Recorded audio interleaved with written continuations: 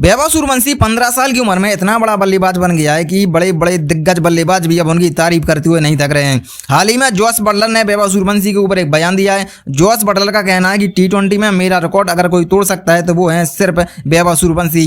मतलब मैं सोचने पर मजबूर हो गया हूँ कि इंग्लैंड का इतना बड़ा बल्लेबाज जो टी20 में इतना धाकड़ बल्लेबाज है वो भी कह रहा है कि टी20 में मेरा रिकॉर्ड सिर्फ वैभव सूर्यवंशी तोड़ सकते हैं।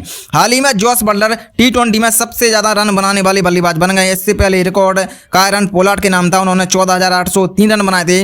अब जॉस बटलर के पास 14,833 रन हो गए हैं और ऐसा कारनामा करने वाले वो एक लौते खिलाड़ी बन गए हैं टी20 में। लेकिन उन्होंने इस पर भी बयान दिया है कि मेरा ये सबसे ज्यादा रनों का रिकॉर्ड अगर कोई तोड़ सकता है तो वो है वैभव सूर्यवंशी, क्योंकि जिस हिसाब से वो बैटिंग करते हैं मुझे लग रहा है कि आगे चलकर वैभव सूर्यवंशी मेरा रिकॉर्ड तोड़ सकते हैं। पर मेरा सवाल यह है कि क्या वैभव सूर्यवंशी सच में जॉस बटलर का रिकॉर्ड तोड़ सकते हैं? मतलब करीब 14,500 से ज्यादा रन बनाना आसान नहीं होता है, लेकिन क्या वैभव सूर्यवंशी आगे चलकर ये रिकॉर्ड तोड़ पाएंगे? अपनी राय कमेंट में जरूर बताइएगा। वहीं एक और न्यूज निकल के आ रही है कि हार्दिक पांड्या भाई सीएसके में नहीं बल्कि केकेआर में जाएंगे। पर मेरा सवाल यह है कि अगर वो केकेआर में जाते हैं तो क्या उन्हें कैप्टनसी मिलेगी? क्योंकि हार्दिक पांड्या खुद केकेआर मैनेजमेंट से बात कर रहे हैं कि अगर आप कैप्टनसी देते हैं तो हम आपकी टीम में शामिल हो सकते हैं। वहीं मुझे ये डर लग रहा है कि कहीं ऐसा ना हो कि हार्दिक पांड्या के साथ केकेआर में भी वही हो जो जीटी छोड़कर मुंबई इंडियन में आने के बाद हुआ था, कि मुंबई इंडियन में पहले से सीनियर प्लेयर थे पर उन्हें कैप्टनसी ना देकर हार्दिक पांड्या को कैप्टनसी दी गई थी, जिसकी वजह से सारी की सारी टीम निराश हो गई थी। और हार्दिक पांड्या का फॉर्म कैसा रहा था सबको मालूम है।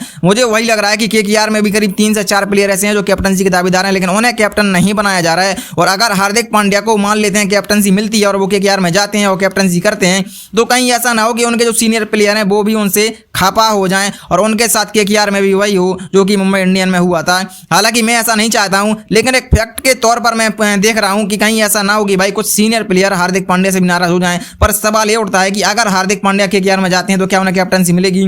पर मेरा सवाल फिर से वही है कि क्या हार्दिक पांड्या एक अच्छे कप्तान बन पाएंगे केकेआर के लिए?